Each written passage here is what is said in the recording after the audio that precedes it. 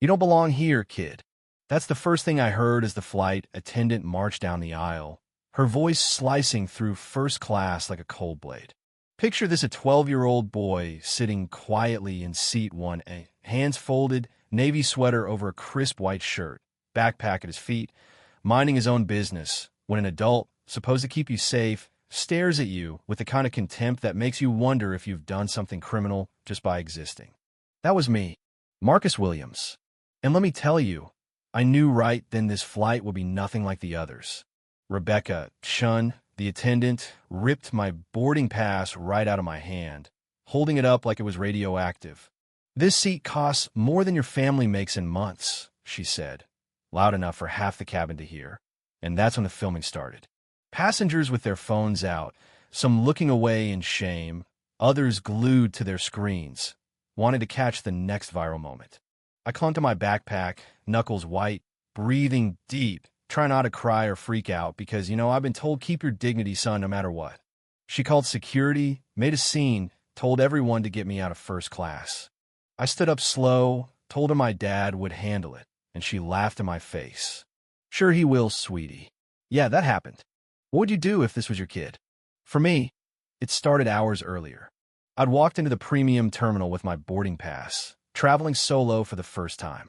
The gate agent stared, whispering, asking whose child I was, as if a black kid alone in first class must be some kind of mistake.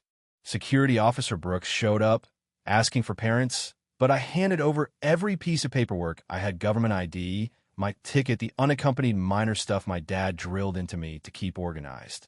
The agent checked everything, ran it twice, called to verify legit platinum card, all that. But the looks didn't change. I was always that boy in 1A. That's what Rebecca called me when she started her shift, barking out to her crew about standards, putting the kind of emphasis on certain passengers that you just know what she means, even if nobody says it out loud. I texted my dad, "Boarding now." He replied instantly, "Be strong, son."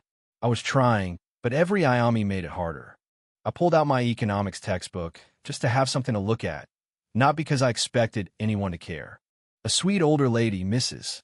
Thompson, offered snacks, told me I was polite, like she needed to defend me before anything even happened.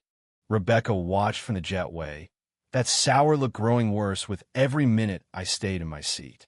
She demanded the gate agent check my ticket again. "James Williams, platinum status, no flags," the computer said, but she couldn't let it go.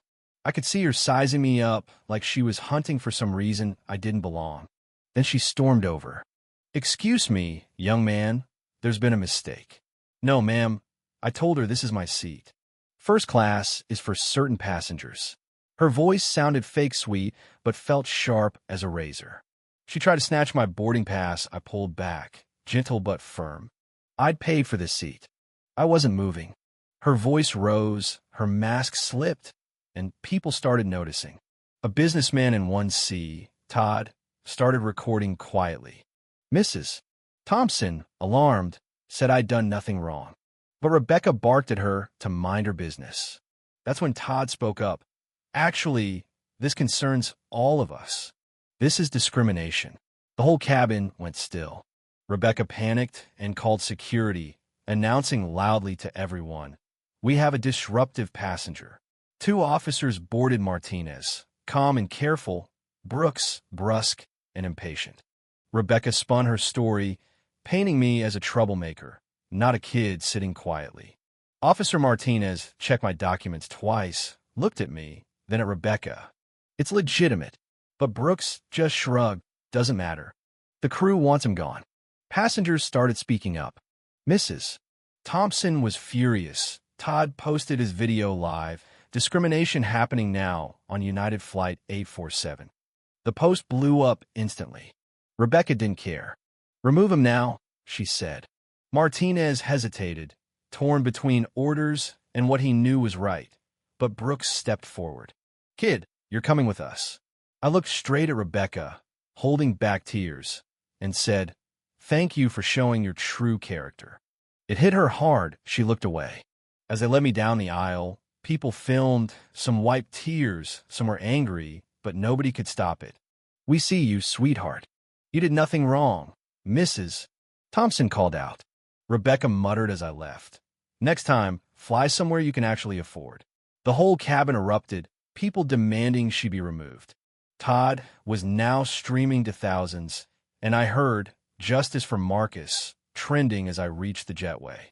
Officer Martinez, walking beside me, apologized under his breath. "Son, I'm sorry. This isn't right." I nodded. In the security office, Martinez pulled out his report form, but I could tell it bothered him. I won't forget that. He seemed surprised. Through the window, I saw passengers deplaning in protest. Todd's video was everywhere. My phone buzzed at. He asked if I was okay, told me he was proud. "Are you ready for phase 2? I was. I'd recorded everything: audio, video, every word, every look. My dad reminded me, justice works when we force accountability. Sometimes the most powerful thing is letting people reveal who they are. I met him at Gate B12, right as the airport erupted in chaos. That's when things flipped. My dad, James Williams, CEO of Meridian Holdings, the company that owns nearly half the airline, walked in with his legal team and security. You could feel the air change. Executives, lawyers, everyone scrambling, and Rebecca paled when she realized who he was. He spoke quietly, but with steel. "That boy you humiliated is my son." Passengers flooded to offer evidence, share footage, file complaints.